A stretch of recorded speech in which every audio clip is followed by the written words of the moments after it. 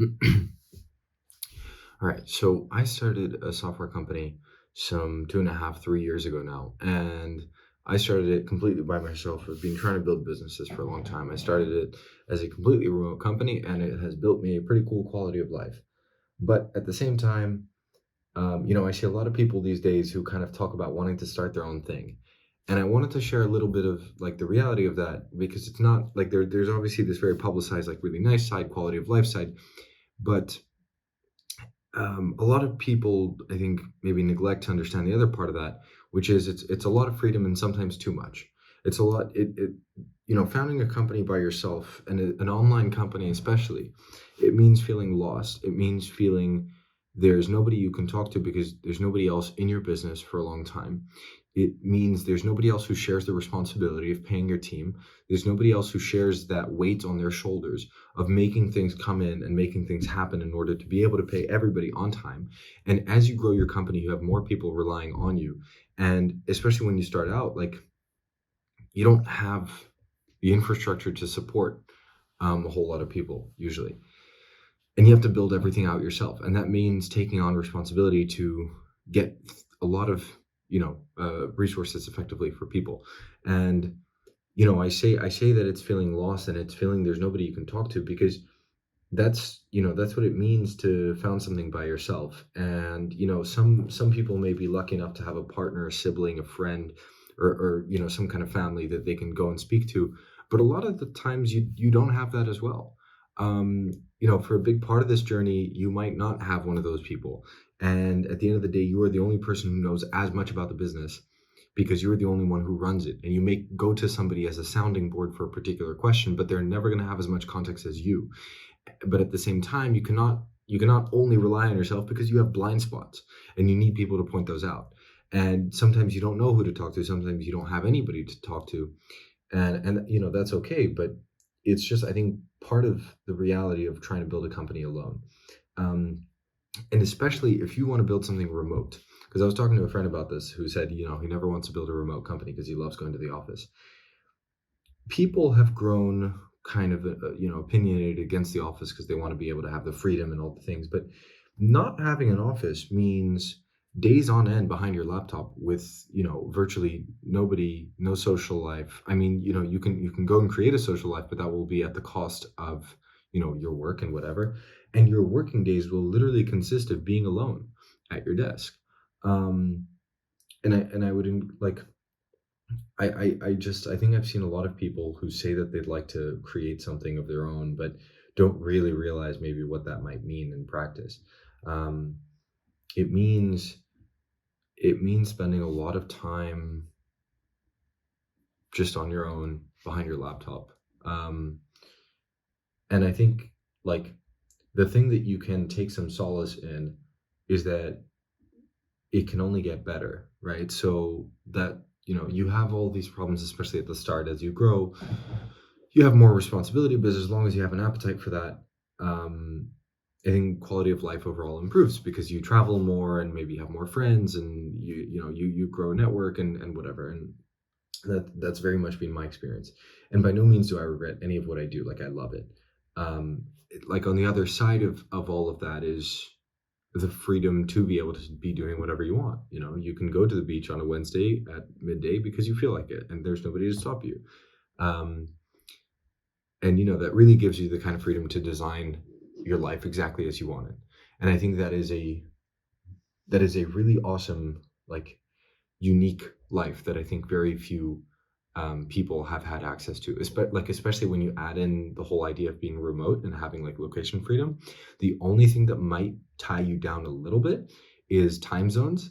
But other than that, like being able to, like, if you build a big company and then you get wealthy enough that you can kind of like manage your company with a few hours a week, and then you can travel, like, that's something. But being able to do that from very early on, I think, is a very unique position, and being able to organize your time as you want, and obviously all that stuff.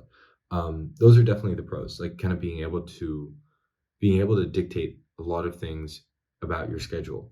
But the flip side of that coin is you must also have the burden of managing everything in your schedule. And when I say that, it means like there is no structure. you get probably progressively less structure as you move up in life. And I mean this in terms of like you start in school, which is very structured. You might go to university, which is like less structured, but still pretty structured. And then you go to a job where things are increasingly self managed in higher positions. But most jobs still dictate some kind of working hours or some kind of, they tell you what to do, and they tell you how to use your time, which I think as a solo founder, I I really underestimated that part, because you must dictate what you should be working on, and the quality of how well you dictate that affects the growth and output of your business, and you must allocate time as best you can, and figure all of that out, how to allocate your time and things like that, um, and how to organize your working schedule and whatever. And like sometimes there are a lot of blind spots in that area as well. Figuring out what works for you, what doesn't, things like that, which takes time. Um, yeah, I think like it's not. It's also something that takes time, and if you want to go into building something, you have to change the outlook. If your outlook is something that might take weeks and months, you have to change it and shift it more towards something that could take months and years, or not could take, but will take months and years. If you want to build a company and not like a summer project that takes months and years, it's not built in weeks and days. And when you couple that with the stuff that I was talking about earlier, that does mean that you might have months which you spend virtually alone. And if you're not okay with that, then like it's worth reconsidering. But it, I think it is also a uniquely gratifying path to go down when you are able to create responsibility for yourself by bringing in other people. I think that is one of the most gratifying things that you can do as a founder. When you start getting in people, and I'm talking about like full-time team. I'm not talking about contractors and freelancers. That's nice to have, but like when you start getting full-time teams, that is when I think you really feel like the impact. I think that's one of the most exciting like steps that I've taken.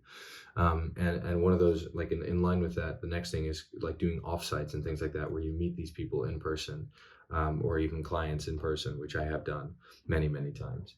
That I think is also pretty uniquely gratifying to see like a very tangible outcome of something that you've created out of nothing. Like that, that is a really incredible feeling. But it comes at the price of basically spending a bunch of time alone and not knowing how to do things. Um, if you do not have capital to invest and you have not taken investment, it means that you must figure things out which you have zero idea how to do, and and that can be really daunting because you basically have to figure those things out by yourself. You are alone, and that can get frustrating. And I share that because that's been my case recently, where I've been frustrated and I couldn't even put my finger on why. It's just hard. I just have a hard problem in front of me, and the task itself is not hard. It is hard to not know what to do, and there's nobody who has like there are people who have answers, but these people are not accessible to me, and I need to figure some things out by myself because I don't have resources to immediately allocate to basically find the people who can solve it for me. And you can you can avoid some of this by trying to learn skills under other people, right? And so basically like go work somewhere for a while, and so you can do that. There's all kinds of ways to solve it, but fundamentally there is no guidebook. And if you have chosen the path of like trying to start something by yourself, especially like early on, in your career, there you need to figure out these problems often by yourself. At least you have to start to figure them out. When you start to get a little bit more kind of cash flow and resources start coming in, then you can start allocating those resources to try and solve problems more effectively and basically find the right people. And once you start being able to find the right people, like I think that's when things just start to move. But you will still have a lot of times when you just need to figure a hard problem out, and figuring out hard problems usually is what makes a problem hard is the unknown nature of it. It's usually like having to step into a domain that you have zero idea in, and just trying to inform yourself. And there's loads of great online education, but the problem is that's also overwhelmingly, like, it's overwhelmingly saturated, I would say. Um, you can do paid stuff, you can do free stuff. There's a lot of free stuff, a lot of paid stuff. There's expensive paid stuff, there's cheap paid stuff. There's so much variation that you become heavily overwhelmed with choice when you want to learn something, and just searching like how to learn a skill, or something like that. It does take time, and you have to find people who are reliable and good at teaching you particular things. And there are certain skills which are harder to find online, certain skills which might be easier. Okay, fuck. Somebody's calling me. I just had to take that quick call, but um, I don't know exactly where I was, but a big part of it also is like being a solo founder and figuring things out on your own. um, when things start to move, when the ball starts rolling, like things get good for sure. But at the start, especially, like it's the hardest part, and you have to be willing to stick through that. And so if you're going to do it, make sure that you're willing to stick through a part that really really sucks. And that part that sucks does not last a few weeks or a few months. It can take you over a year of just doing stuff that does not necessarily kind of feel super great. And a big part of this also is like you have to let go of your ego. And I say this because one of the things which, for example, I used to do, and I think I've seen other young people do, is basically like gather and accrue social credit and social validation by speaking to important people, and getting all of that. But you have to stop doing that, because those actions do not move forward the business itself. A lot of the times, to be honest, there's a lot of like social value and status in activities that don't move forward the business itself. And you have to let go of those in order. You have to let go of all those things in order to do the less prestigious work, basically, is what I'm saying. And that means you don't have the nice dinners and the nice things and the nice lunches and meetings. And when you get to have client meetings, sure, like you can start doing that. But until then, you don't have any of that stuff. It's literally just sticking to your laptop and just doing things at home. Especially when you don't have budget and things like that, and you're just actually figuring it out.